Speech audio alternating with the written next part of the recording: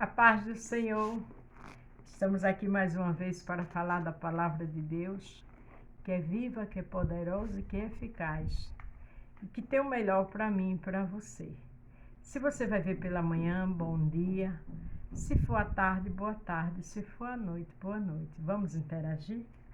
O título de hoje é Não troque Jesus por coisas passageiras. Infelizmente, tem pessoas que trocam Jesus pelo pecado. Está arrebentando sua vida. A Bíblia diz que Deus ama o pecador, mas aborrece o pecado. A Bíblia diz que o que afasta o homem do Senhor é o pecado. Às vezes é dinheiro, às vezes é fama, às vezes é um namoro, às vezes é prostituição, é uma faculdade, é um carro. Cuidado. Primeiro, Jesus. O rico de qualidade.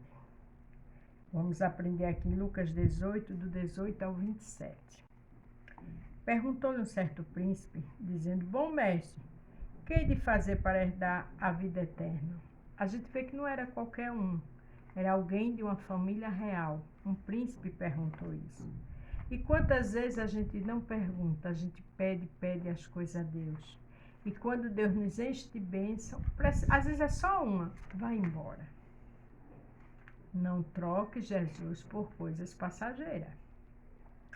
Jesus lhe disse: Por que me chamas bom? Ninguém é bom senão um, que é Deus. A gente é falho, né? Bom só é Deus. Mas esse rapaz já foi com esta pergunta. E o Senhor ali, Jesus, que ensina a ele que todos nós somos falhos. Claro que Jesus era bom, perfeito, glorioso, santo, sem pecado. Mas pelo fato dele estar ali como um homem humano, ele disse dessa forma, para que ele entendesse, que nós entenda, ninguém é bom. A bondade que tem na gente vem do Senhor. A bondade que tem na gente é o Senhor trabalhando, mostrando o certo e o errado. É tirando nossas imperfeições, nossas ingratidões. Mas bom só Jesus. Sabe os mandamentos? Não adulterarás, não matarás, não furtarás. Não dirás falso testemunho e honra teu pai e a tua mãe. Eu acho interessante, porque Jesus foi nessa palavra, eu creio que Jesus sabe o que está no coração dele.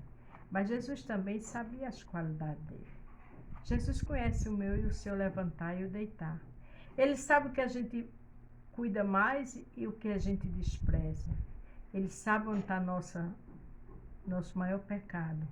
Ele sabe onde está muitas vezes aquele pecadinho de estimação. E ele disse tudo isso porque ele já sabia a resposta. Aí Jesus é onisciente, onipresente, onipotente. Aí você diz, mas se ele sabia, por que ele perguntou? Porque ele pergunta para que o homem, eu e você, entenda e a gente nos analise. Como diz lá em Coríntios, o homem examine-se a si mesmo. A gente tem que se examinar aquilo que a gente agrada e o que não agrada a Deus. Aquilo que a gente valoriza e as coisas que mais Deus valoriza, a gente deixa de lado. Então a gente tem que pensar, raciocinar e lutar e melhorar. E disse ele: Todas essas coisas tenho observado desde a minha mocidade. Olha que coisa linda. O Senhor disse exatamente o que ele fazia, porque Jesus sabia qual seria a resposta dele. Jesus sabe a minha resposta e a tua. Ele conhece nossa forma de adorar, mas ele também conhece onde está o pecado de estimação. Vamos mudar enquanto é tempo. E muitas vezes, quando não mudamos, é porque estamos trocando Jesus por coisas passageiras. Isso é muito sério. Quando Jesus ouviu isto, disse-lhe: Ainda te falta uma coisa. Vende tudo quanto tens, reparte-o pelos pobres e terás um tesouro no céu. E vem e segue-me. Palavra dura, né? Principalmente para quem valoriza o dinheiro. Eu acredito que Jesus sabe, acredito não, tenho certeza, pela atitude desse jovem rico, o Senhor sabia onde estava o pecado de estimação dele. Às vezes servimos a Jesus, mas quando um líder, um pastor aconselha, diz algo que não agrada a Deus, a gente sai emburrado. Sabe por quê? Porque o pecado de estimação é justamente aquele que o pastor, o líder aconselhou, o obreiro, e você não gostou. Mas ouvindo ele isto, ficou muito triste porque era muito rico. Veja que ele ficou triste.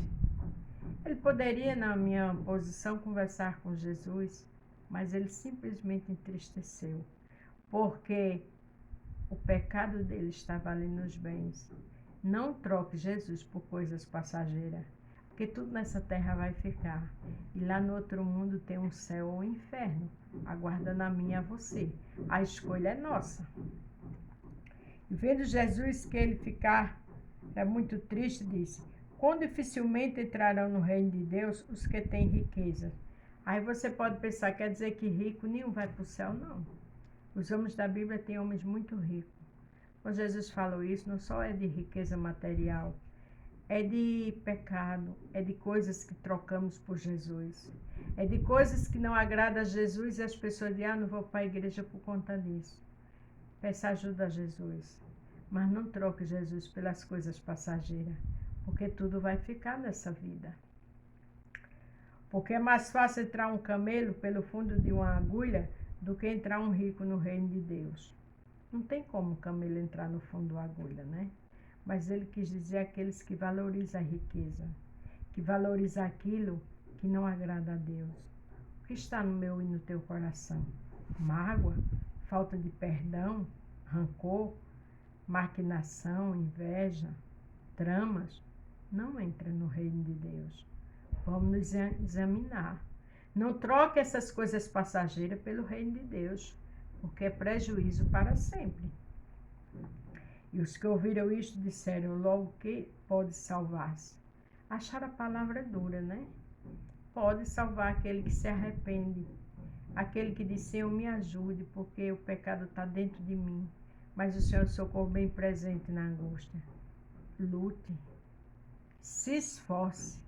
Porque não é só pedir, é se esforçar.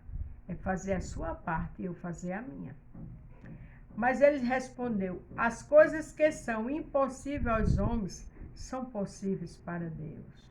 Glória a Deus. Quando Jesus viu eles questionando e achando aquela palavra muito dura, ele disse isso. Sabe por quê?